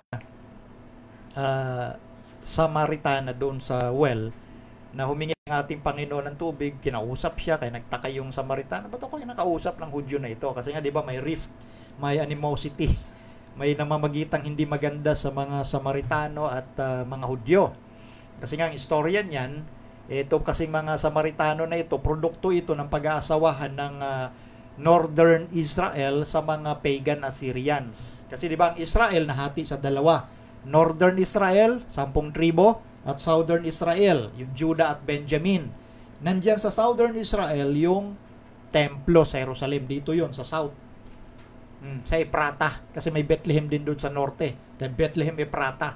Sabi sa Mika 5:2, dito yun sa South. No? So, ang nangyari, dahil nung, kumbaga, nawasak yung Northern Israel, nawasak sila ng Assyria noong 722 BC. And then, nagkaroon ng pag-intermarriage sa mga pagan Assyrians, ang produkto Samaritano. Kaya gano'n na lang ang galit ng mga Hudyo dito sa Timog sa mga Samaritano. Yun. Ni salitang Samaritano, hindi nila binabanggit. So, kaya ngayong babae dito nagtakas kay Jesus, bakit siya kinakausap? Tapos doon sa pag-uusap nga nila, nandito gustong iligtas ng Panginoon itong babae at gamitin niyang alagad. At nangyari nga po yun. Sa kanilang conversation, napunta nga dito sa punto sa tinatanong ninyo sa verse 14 na yung alok ni Kristo, hindi yung ordinaryong tubig nung balon. Kasi nandun sila sa balon kundi yung tubig na may kinalaman sa buhay na walang hanggan na manggagaling lang kay Kristo. Na pag ininumuhi ka ang tubig na ito, hindi ka na mauuhaw magpakailanman kasi buhay na walang hanggan yan kay Kristo nang gagaling yung tubig ng buhay, maliban pa sa siya yung tinapay ng buhay. Di ba? So yun ay alok ni Kristo sa babae. At doon nga namangha yung Samaritana. At nangyari nga, binalita niya doon sa kanyang bayan. At naging witness, naging mabisang saksi ni Kristo itong babae. Ganun yon. Kaya sa pagliligtas, hindi dapat, walang discrimination. Lahat yan, hindi yung faction. Lahat yan ay, kumbaga, walang paboritong tao ang Diyos. Hindi kagaya ng tao na lagi may paborito. Ganyan ang tao lagi may paborito tapos tumitingin sa status. Kung maganda status sa lipunan, di kayo. Friend. Ganun yun Ganyan yung tao discriminatory.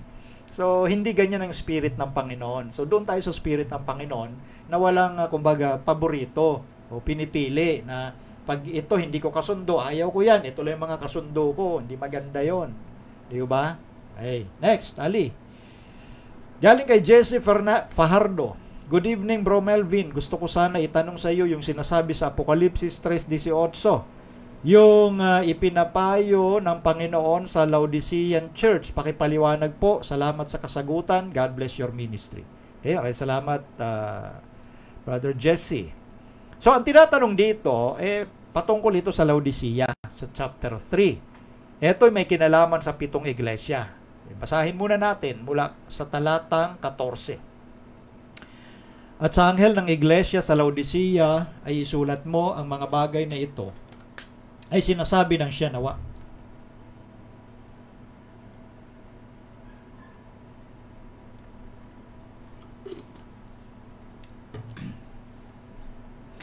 Nang saksing tapat at totoo, nang pasimula ng paglalang ng Diyos. Verse 15. Nalalaman ko ang iyong mga gawa na ikaw ay hindi malamig o mainit man. Ibig ko sanang ikaw ay malamig o mainit.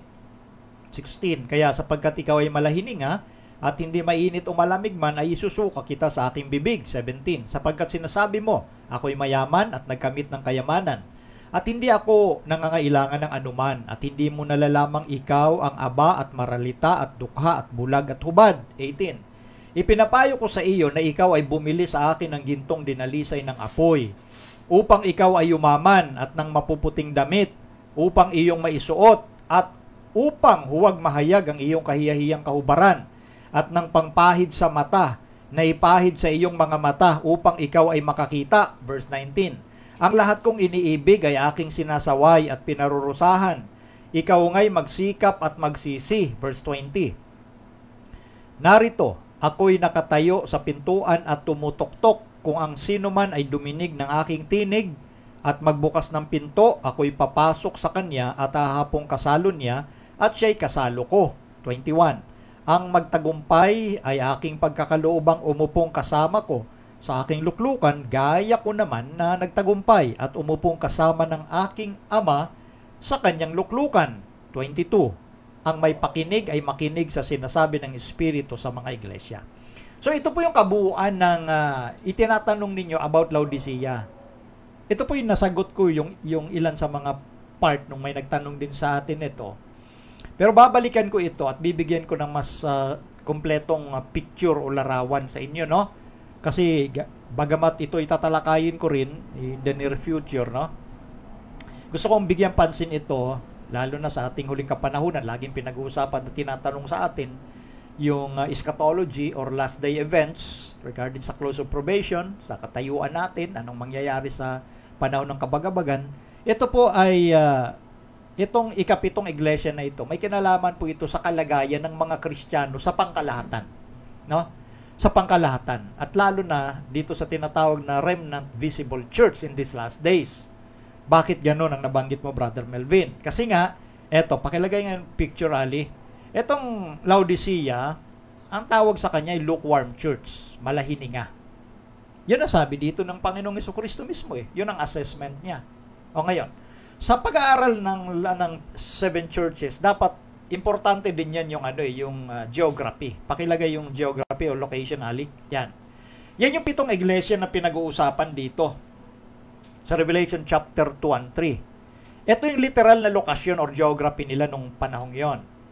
Si apostol na si Juan, sumulat siya sa pamamagitan ng revelation o paghahayag mismo ng Panginoong Hesus sa kanya sa isla ng Patmos. Yan, nabasa niyo yung lugar ng Patmos? Yan mismo yan. Diyan galing yung sulat at sinabi ng Panginoon na isulat mo sa 7 iglesia. Pero tandaan natin, huwag mo munang tanggalin, Ali, hayaan mo lang muna, ha? Tandaan natin na ang 7 iglesia, hindi lang 7 yan dyan sa lugar ng Asia Minor, marami yan. Kaya lang, pinili ng Panginoong Hesukristo mismo na padala ng sulat itong 7 ito dahil yung mensahe niya ay angkop doon po sa karanasan ng mga iglesyang 7 na ito dyan sa lugar na yan. Gaya ng Ephesus. Tingnan nyo, sa location lang. Yung travel nila, ayon din sa pagkasunod-sunod ng sinabi ng Panginoon sa Biblia. Ephesus ang unang mapaparatingan yan. Ibalik mo, Ali, huwag mo lang muna tanggalin. Ephesus, yan ang unang mapaparatingan yan. Sunod, Smyrna. Sunod, sa hilaga pang bahagi, yung Pergamum. Tapos bababa siya sa timog na bahagi, no? Eto sa eastern southeast, bababa, Tiatira. Sunod, dire-diretso sa southeast pa rin, Sardis. And then, eto, Philadelphia, at ang pinakahuli, Laodicea. Yan mismo yung location noon, nung kapanahon ng pinag-uusapan niya sa Biblia. Kaya nga itong pinag-aaralan pitong iglesia, hindi po ito kwento-kwento lang, na kagaya ng ibang hindi naniniwala sa Biblia. Literal ho yan na pangyayari, yung sitwasyon, maging yung lugar. Kaya yung pagkasunod-sunod, may dahilan dahil yung lugar talagang yan, ang unang mapaparatingan, Efeso, sunod Smyrna, Pergamo, pababa, Tiatira, hanggang Laodicea. So, yan yung location. Kaya ganyan ang pagkasabi ng Panginoon. Pakitanggal na ali. So, para gusto ko lang ma-picture out sa inyo, no? Na itong pinag-uusapang ito, napakaganda ito, lalo na sa kalagayan natin. Hindi lang 7 ang iglesia, kaya lang, yung 7 ito, pinili ng Panginoon dahil ang kanilang mga karanasan doon sa local, sa kanilang locality ng mga iglesyang nabanggit, ay magiging karanasan din ng mga iglesia bago dumating ang ating Panginoon. Ulitin ko, yung karanasan nila noon ay karanasan din ng iglesia ng Panginoon bago dumating ang ating Panginoong Jesucristo sa ikalawa. Yun. Kaya, alam ng Panginoon ano yung kanilang sitwasyon noon at anong magiging sitwasyon ng mga alagad ni Kristo bago siya dumating. At ito ngayon tanong, itong pinakahuli, ang Laodicea, ito ang pinakahuling iglesia bago lumitaw ang Panginoon. Kaya sinasabi, ito yung iglesia pangkalahatan. At tumutukoy din sa iglesyang visible. Yung nalabi, the remnant church. Ano ba yung kalagayan ng remnant church? Aside from kalagayan, generally speaking, ng invisible church sa kabuuan. Yun ho ang pinag-uusapan dyan. Kaya sa pattern of study, napakahalaga yung geography para maintindihan natin yung lugar na pinag-uusapan. Yung meaning mismo ng salita. Yung kasaysayan niya. At ano ba yung larawan ni Kristo na ipinapakita dyan sa particular na iglesia? Ano ba yung papuri o commendation ni Kristo dyan? Ano ba yung saway o reproof niya dyan sa iglesyang yan? At syempre, pag may saway, kasunod dun yung counsel or payo. Ano ba payo niya? Pagkatapos ng saway, payo, nandyan din yung pangako. Dapat may pangako. At nakita nyo kanina, may pangako yon. And then, nabasa natin lahat yon. From geography hanggang dun sa pangako. Pero kung hindi mo naman iaangkop sa buhay mo yung patututunan mong tama, baliwala lahat yon. O ngayon, pakilagay sa picture, Ali, yung mga sira-sira na lugar dyan. Ayan. Yan yung Laodicea, no? Yan yung, kumbaga, recent excavation yan eh. Kumbaga sira-sira ng lugar yan sa Laodicea, kung nakikita niyo sa picture. Ayan, magbasa tayo ng history. Dahil kasamang history dyan eh. Laodicea was a city of wealth. Ayan, pakilagay, Ali. Laodicea was a city of wealth derived largely from a clothing manufacturing industry. Its soft, glossy black wool was made into garments and exported all over the Roman world. Banking also brought in good wealth. The banks here had large quantities of gold in storage. Napansin nyo, yung lugar mismo ng Laodicea noon, yan pala ay mayamang lugar, city of wealth eh. Ang kanilang pangunahing produkto dyan, sila nagmamanufacture o gumagawa ng mga yung mga kasuotan, yung, lalo ni black wool. Kaya maunlad do sila eh. Meron din silang bangko, storage ng kanilang kayamanan, mga ginto pa. Kaya ang Laodicea sa literal na sitwasyon nila no, napakayamang lugar, mayaman ho talaga. Sunod, Ali, pakilagay. It had a large medical school which had a reputation for the treatment of eye diseases by means of an eye salve made from Phrygian powder mixed with oil. So napansin nyo? Meron din pala sila doong medical school. Ang pangunahin nilang offer sa panggagamot ay yung mata. Yung kaya nilang gamutin yung mga diseases sa mata. Yung kanilang tinatawag na Phrygian powder na hinahaluan ng langis. Kaya napansin mo sa message kanina nung binasa natin, sinasabi mo ikay mayaman. Literally mayaman sila. Tapos may offer doon, 'di ba, na may pampahid sa mata. 'Di ba? Literal na sitwasyon nila 'yun noon.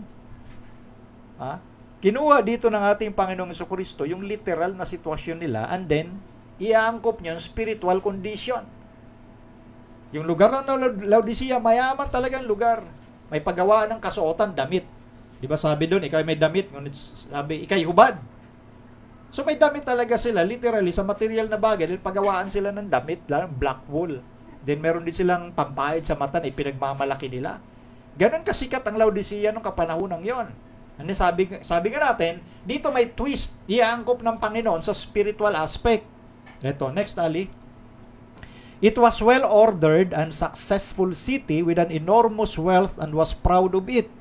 Its self-sufficiency can be seen in the way they refused help from Rome to rebuild after they had been devastated by an earthquake in AD 60. So ito bukod sa maayos yung lipunan nila, maunlad, successful talaga, na matinding kayamanan meron sila, pinagmamalaki nila doon. Kaya sila self-sufficient, hindi sila umaasa kanino man. Kaya binabanggit dito, nung nagkaroon noon ng malakas na lindol na nawasak talaga yung lugar ng Laodicea noong AD 60, nag-offer ng tulong ang Roma. Pero tinanggihan nila kasi nga mayaman sila eh. Tinanggihan nila yung offer ng Roma. So, literally mayaman ang lugar na ito. Next, Ali, pakilagay. But for all of its wealth and prosperity, Laodicea's great problem was its poor water supply. About 9 kilometers or 6 miles north of the city stood another city called Hierapolis. Yan. Ang pangunahin nilang, sa kabila ng napakayaman nila at maunlad na lugar, ang kanilang malaking suliranin ay yung water supply. Meaning, tubig. Yun ang problema nila sa Laodicea. Kasi, yung water source nila, malayo. Nasa 9 kilometers or 6 miles doon sa lugar ng Hierapolis. 6 miles, 9 kilometers. Problema nila tubig. Di ba sabi nga doon sa binasa natin sa Bible, sinasabi doon, yung patungkol sa dapat maging malamig o mainit. Pag malahining nga ka, isusuka kita. So, angkop ho. May sitwasyon silang angkop sa payo ni Kristo, spiritually speaking. Ang problema dito, tubig. Ito. Pakilagay sa screen, Ali. Yan yung picture na yan.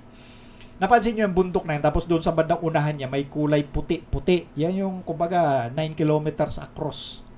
Ayan. I-close up natin. Next picture, Ali. Ito yung Hierapolis na pinag-uusapan. Yan o, limestone ang dating, di ba?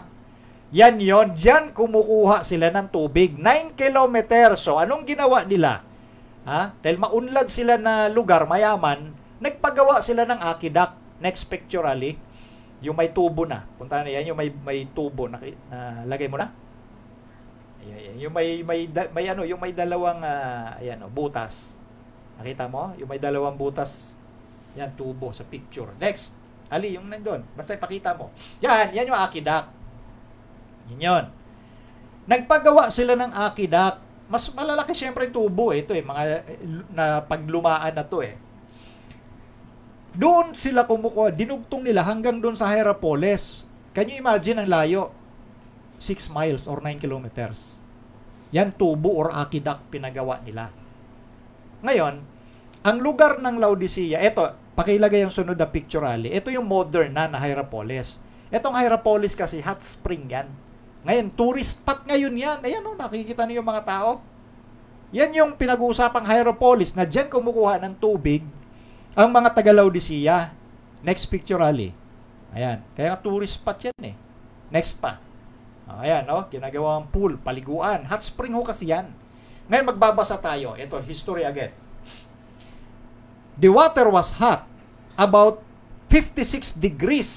By the time it had reached the city, the water had become lukewarm, which was not good for drinking, bathing, or healing. The pipeline used to carry the water was made of lead, and the people were probably being poisoned by the lead. Yan. So, yung tubig doon sa Hierapolis, 56 degrees, ganun kainit. Ay, can you imagine, magta-travel yung tubig, siyempre, doon sa tubo, sa aqueduct. 9 kilometers or 6 miles. Siyempre, mula doon, mainit pa yan. Habang nagta-travel sa loob ng 6 miles or 9 kilometers, pagdating sa Laodicea, hindi na malamig, hindi rin mainit, lukewarm or malahininga. Sino ba naman sa mga tao ang gustong uminom ng malahiningang tubig araw-araw? Kaya nga sinabi ni Kristo, spiritually speaking, Kung ikaw sa pananampalataya mo, hindi ka mainit, hindi ka rin malamig, ikay malahininga, isusuka kita sa aking bibig. So meaning, nakaka-relate, naiintindihan ng mga Kristiyano dyan sa Laodicea, yung sinasabi ni Kristo in a spiritual sense dahil doon sa kanilang literal sense, may problema sila sa tubig at ayaw nilang uminom ng malahininga. So kung ang pananampalataya mo'y malahininga, isusuka ka ni Kristo sa kanyang bibig. Kagaya mo na umiinom araw-araw na malahininga, ayaw mo rin yon, isusuka mo talaga yon. So nakaka-relate sila sa message ng Panginoon. Eto, tuloy natin. Pakilagay yung pictures of Jesus. Yan.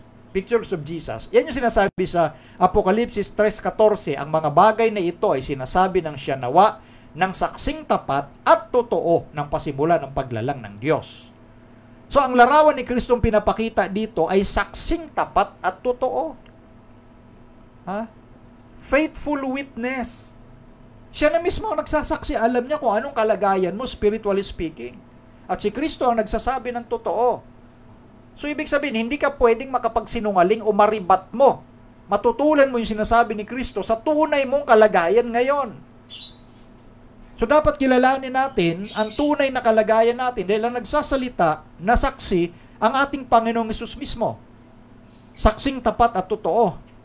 Kaya dito sa iglesia ng Laodicea, walang papuri si Kristo dito eh. Doon sa mga naunang iglesia, kagaya ng Efeso, meron siyang commendation. Smyrna, lalo na.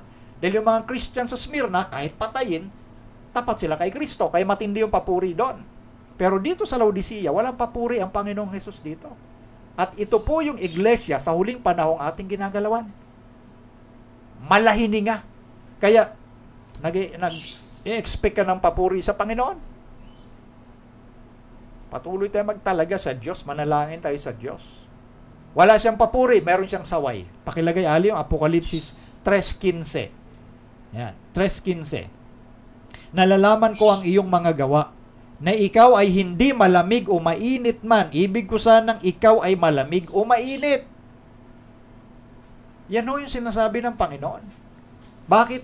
Ito may nagtanong kasi dati. May nagtanong kung, bakit di ba pag mainit ka, siyempre mainit sa pananampalataya. Pag malamig ka, bakit gusto ng Panginoon malamig? Di ba pag malamig, wala ka rin sa pananampalataya. Hindi rin ligtas yun. Tama. Paliwanag na ho natin, balikan nyo na lang yung video. Pero, siyempre, para hindi mabitin, bigyan ko ng konting paliwanag. Kasi nga, pag mainit ka, okay, tama yun, nasa kaligtasan. Pag malamig ka kasi, sa pananampalataya, yun yung mga kalagayan ng mga nag-backslide. Naririnig pa nila yung bulong ng banal na espiritu. Kaya yung mga ibang nagbabackslide, nakakabalik kasi malamig yung kanilang kalagayan, nakakarinig ka pa ng paanyaya at conviction o panunumbat ng banal na espiritu. Ang kaibahan nun kasi, pwede ka pang maakay pabalik pag malamig ka. Pero pag ikay malahininga, wala na. Kasi nga, iniisip mo na, mayaman ka. Iniisip mo na, nakakakita ka. Tandaan ninyo, ang Laodicea, merong medical school at meron silang pinagmamalaking eye salve, pampahid sa mata. Pero in-apply ni Kristo dito, spiritually speaking, sinasabi mo na mananampalataya ka, nakikita mo ang mga bagay na nakikita ng Diyos, pero ang totoo, sabi ng Panginoong Hesus, na saksing tapat at totoo, bulag ka. Ikay iniisip mong may damit, pero ang totoo, hubad ka. So sa spiritual na aspeto, sa mga mananampalatayang nag-iisip na okay sila sa Diyos, malakas ang pananampalataya nila sa Diyos, nakadamit sila ng katuwiran ng Diyos, nakakakita sila ng mga bagay-bagay na sinasabi ng ating Panginoon, pero ang totoo, bulag sila.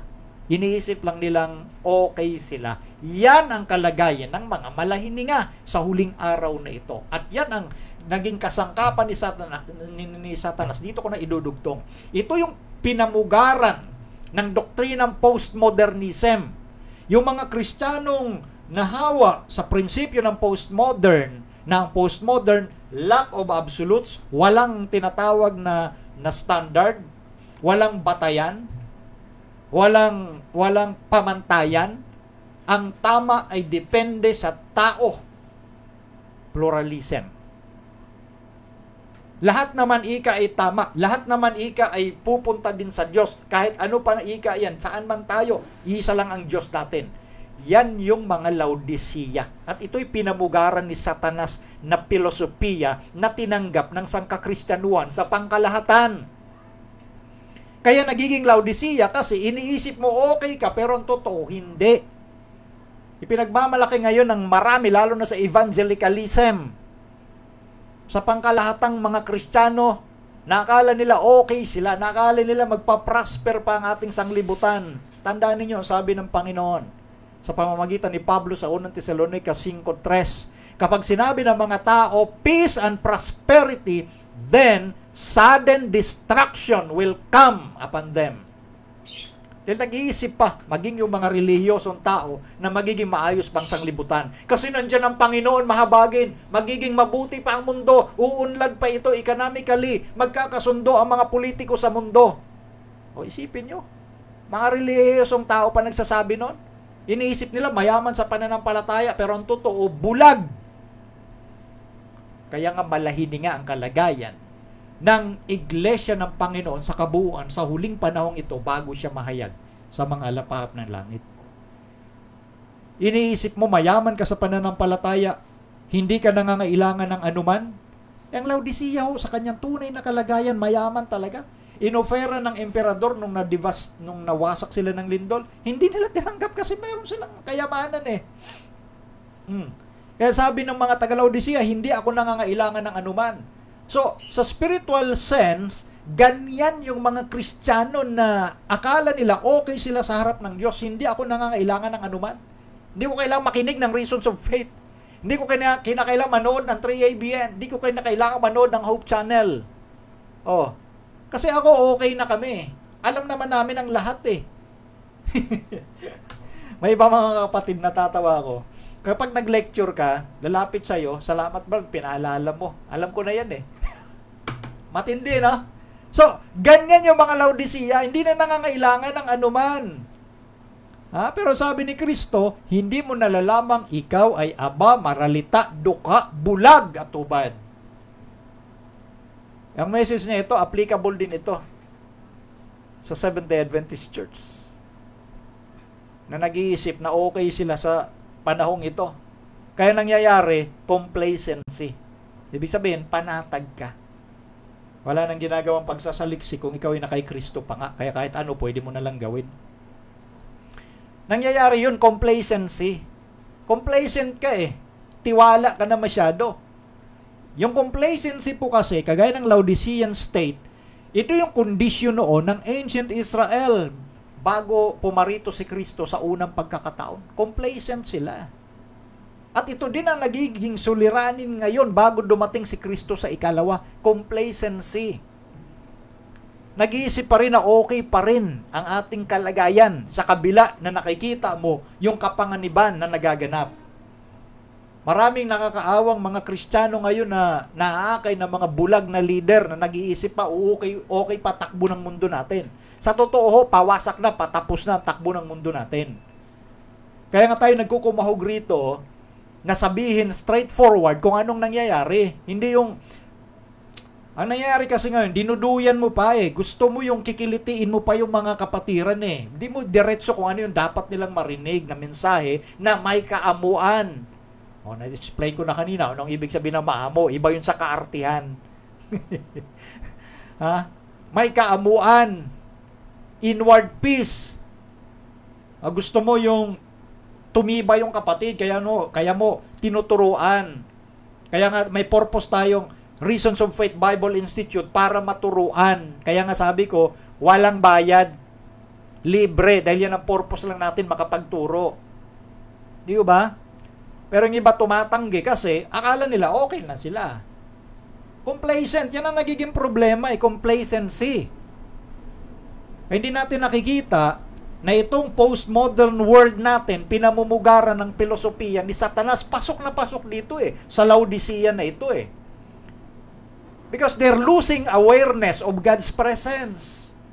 Kung paano si Kristo noon, hindi rin nakilala ng mga Hudyo, it is because of complacency. Yung iniisip na sapat na, okay na kami sa Diyos. Pinagmamalaki nila yung templo. Sabi nga ni Kristo, here is the great temple. Siya mismo yung templo ng Diyos, si Kristo. They're losing the awareness of God's presence in their midst. Pinagmamalaki nila na ang pinakadakilang hari, si Solomon. Pero binaliwala nila yung hari ng mga hari sa harap nila. Sino? Si Kristo.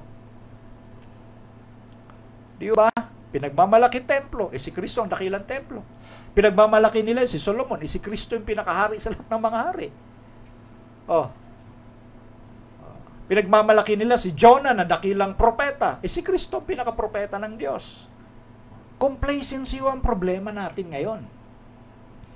Kaya nga ang payo dito sa Laodicea, ayon sa verse 18, bumili ka sa akin ng gintong dinalisay ng apoy. Di ba, ang Laodicea, literally speaking, ang Laodicea, ang daming ginto. Kaya lahat ng mga wordings, yung mga materials na sinasabi rito, angkop na intindihan ng mga Kristiyano doon dahil nakaka-relate sila sa paligid nila, in-apply sa spiritual aspect. Ito yon. Pinaparating ni Kristo yung kanyang larawan bilang saksing tapat at totoo. Bakit? Siya ang alam niya yon. Ang saksi ko kasi dapat tapat ka at totoo.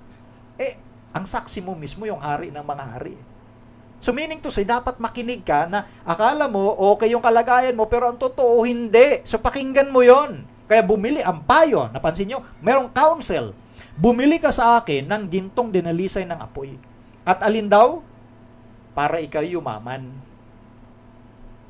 So ibig sabihin, yung mga nag-iisip na mayaman sa pananampalataya, sa katotohanan, ikay maralita, aba, dukha. Kaya huwag tayo masyado mag-isip ng matayog. Yung tipong alam natin lahat. Kinakailangan din natin minsan na magpakumbaba. At yung mga taong sa tingin mo ay pwedeng makatulong sa iyo, huwag mo kainggitan. Minsan kinakainggitan pa sa halip na anyway, yun yung payo ni Kristo. Alin pa? Mapuputing damit para maisuot kasi 'di ba ang Laodicea literally. Kumbaga, yan nga, paggawaan ng mga wool. Magaling talaga sa manufacturing ng wool ang Laodicea.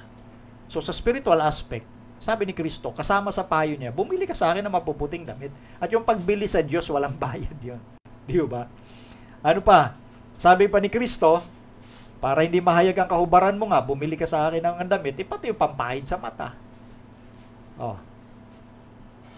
Para ikaw ay makakita, kasi yung pampahid sa mata, yun yung power ng Holy Spirit, para makakita tayo ng mga bagay na nakikita ng Diyos. Power of the Holy Spirit yun. So pag complacent tayo masyado, mawawala sa atin yung pagkakataon na madamitan ng katuwiran ng Diyos, na makakita ng mga bagay na dapat nating makita. Complacent Kala natin, alam na natin lahat. Ngayon, yung disenyo ng mensahe sa Laodicea para maalis yung tinatawag na fanatical influence. Yung fanatical lang. Ito yung effort ni Satan to corrupt the message and destroy its influence. Kagaya ngayon sa postmodern era natin, yung message ay yung binabasa, salita talaga ng Diyos, Bible, ng lahat Bible Pero corrupted yung laman. Ibig sabihin yung meaning kinukurap. Ginagawa na lang sahog ang salita ng Diyos. Hindi sinasabi yung kabuuan. Tayo naman lahat pupunta din sa langit kahit saan ka mang relihiyon, okay lang yan. Yun yung corrupted message. Bakit? Sabi ni Kristo Matthew 7:21, hindi ang bawat nagsasabi sa akin, Panginoon, Panginoon, ay papasok sa kaharian ng langit, kundi ang gumaganap ng kalooban ng kanyang Ama na nasa langit. Yun ngayon, pakilagay yung slide number 78. Lagpasan mo na 78, no? Gusto kong basahin yung sinabi dito sa Review and Herald, August 20, 1903. Okay na? Sabi rito, the message to the Church of Laodiceans applies especially to the people of God today. It is a message to professing Christians who have become so much like the world that no difference can be seen. Pansin niyo po yun? Pakitanggal ali. Kaya yung mensahe dito po sa iglesia sa Laodicea, angkop especially sa bayan ng Diyos ngayon. So, kung tinuturing natin bayan tayo ng Diyos, para sa atin ang mensahe. Huwag tayo magpakampante na tayo may damit ng katuwiran. Na tayo nakakakita, alam natin lahat. Kaya ayaw mo na minsang makinig. Kasi alam mo na lahat eh. Ito'y mensahe din sa pangkalahatang mga Kristiyano, kasama na ho ang bayan ng Diyos, na nagiging katulad na rin ng sanglibutan, na hindi na makita yung pagkakaiba. Ito na nga yung sa postmodern pinamugaran ng philosophy ng tao sa pangunguna ni Satanas. Ito yung mas matinding pugad na dito nagsama-sama na yung mga nagsasabing Kristiyano, katulad din ang buhay ng sanglibutan. Kung ano yung hilig ng mga taong makasanglibutan, pang dito lang sa lupa yung concept, yung kasiyahan pang lupa lang. Pareho na rin ng mga Kristiyano at ng bayan ng Diyos ngayon. Ito yung message para po sa ating lahat. Lalo na dito sa iglesyang ito. Kaya huwag tayo masyadong magpakampante. Ang kinakailangan natin, laging hilingin sa Diyos, bumili tayo ng damit na mapuputi dahil tayo hubad. Bumili tayo ng pampahid sa mata dahil tayo bulag. Sundin natin yung counsel ng ating Panginoon at yung pangako niya ibibigay sa atin. Ano yung pangako niya dito sa mensahe?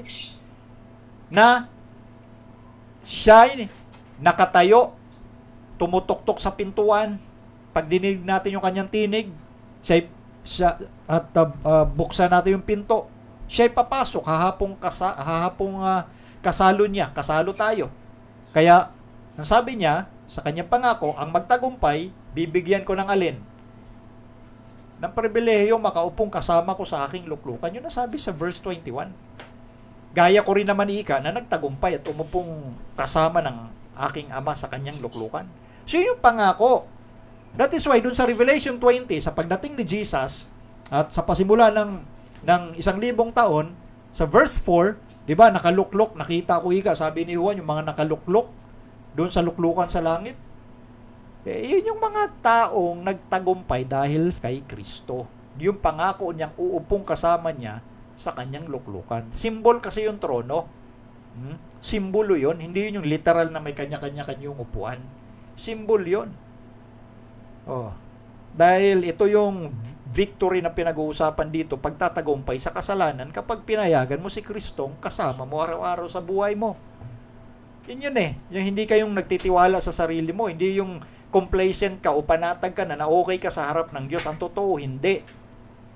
So kaya sinadya nating mas palawakin ito eh. Ito yung struggle ng authenticity. Ang message ng Laodicea. Struggle ito ng authenticity. Bakit? Yung pagiging tunay na Kristiyano, wala eh. Peke eh. Peke. So kung tunay tayong Kristiyano, maramdaman din sa atin po yung pagmamalasakit sa kapwa natin. Yung support. Napaka-importante yon. Kaya maganda itong itinanong mo ito kapatid. Pero sabi ko, pangako ko ito. Natatalakayin ko rin ng 7 iglesia para mabuo yung larawan ng mensahe ng Panginoon. Doon kasi sa 7 pakakak, gagawin natin yun. Mas mauna yung tatalakayin ko kasi yung 7 kasing trompeta na yon, no? O pakakak. Mga kasaysayan yung mga naging digmaan dahil sa paglitaw ng mga barbaric tribes kasama na yung isang malaking relihiyon sa mundo ngayon. Yun yung pinag-uusapan doon. Kasi magkakaalinsaba yung mga event na yun ng 7 tatak, 7 iglesia, at 7 trompeta. Magkakasama yun sa era. Kaya lang iba-iba yung mga ginampanan lang nila. Lalo na ng 7 trompeta. Magkakaiba lang. So yun po yun. Kaya kung gagawin pa rin nating pagtalakay yun. Kagaya nito, para mayroon lang tayong hint. Kung ano yun ang nangyayari sa huling kapanahunan. Ganun yun. Kaya lagi lang sa lahat ng bagay, umasa tayo sa ating Panginoong Hesus, no? Huwag tayong maging complacent. Lagi nating buksan yung salita ng Diyos at ang mangibabaw lang dapat sa atin, salita ng Diyos, hindi salita ng tao. Mangibabaw sa atin yung paghanga sa ating Panginoon, hindi paghanga sa mga status na narating ng tao sa lipunan. Na yung tipong pag itong status nito ay maganda, diyan ka lang dapat magtiwala. Pag ito ay wala namang status, sa puwera yan. Sa Panginoon lang dapat. Ganun yon. At gawin natin yung gawa pang gampanin ng Panginoon na may pagmamahal sa Kanya. Oh. Na handa kang magkaloob ng dapat mong ipagkaloob, hindi yung ikaw yung hingi ng hingi. Tatawa na naman ako dun sa hingi ng hingi. Ganun yon. Kasi tayo dapat mga Kristiyano, kasi sabi nga ni Kristo na sinulat naman sa gawa, na-record ni Lucas, gawa 20:35, mas mapalad yung nagbibigay kaysa tumatanggap. Totoo yun eh. Mas maganda talaga ikaw nagbibigay kaysa ikaw yung tanggap ng tanggap. Yun ang dapat nating isipin pag tayo po ay mga tagapagtaguyod ng ebanghelyo ng Panginoon. Isipin mo lagi, paano ba ako maging pakinabang o blessing sa kapwa ko? Hindi yung iisipin mo lang, paano ba makakatulong sa akin yung kapatiran? Huwag ganon.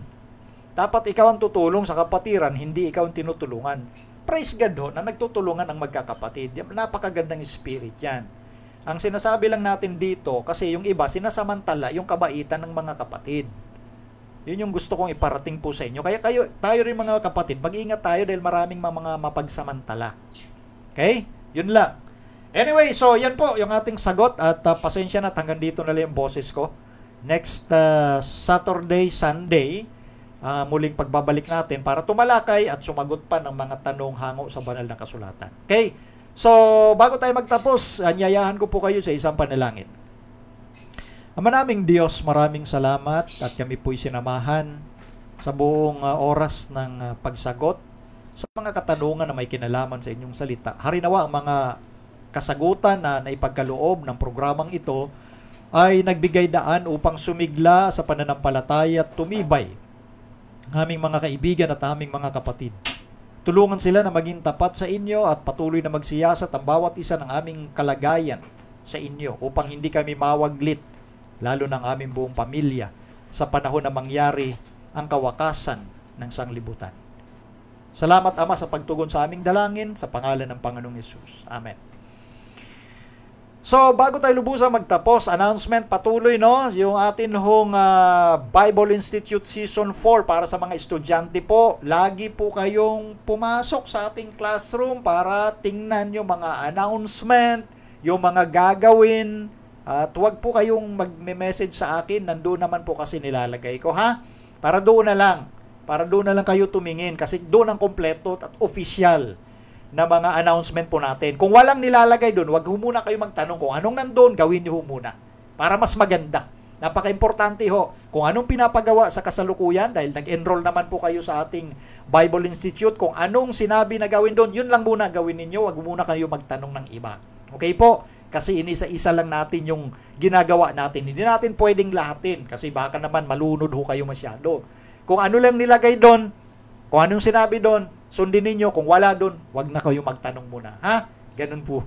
Ganun ho muna yon. Okay, so ganun ho talaga yung atin hong ginagawa dyan para ma-instill din natin yung discipline sa bawat isa. Napakahalaga ng discipline. Okay? So, yun po. So, sa pangalan po ng bumubuo ng atin pong Reasons of Faith Media Ministry, sa akin nakaagapay, ang aking unika iha, Princess Alia Sarmiento, ang aking may bahay na nag-share ng mga video po natin, Made in Sarmiento, at kayo po, natin hong mga followers, sana patuloy kayo mag-share din ng ating mga video. Iparating po ito sa lahat ng ating mga kapatiran, maging sa ating mga kaibigan, kaibayo sa pananampalataya, upang mabuksan po ang kanilang isipan dito po sa nagtatapos na gawain ng ating Panginoon. Ito po yung pwede ninyong maitulong sa programa, mag-share ng ating mga video. Okay? So ito po si Brother Melvin Sarmiento na nagsasabing pagpalain tayong lahat ng ating Panginoong Diyos.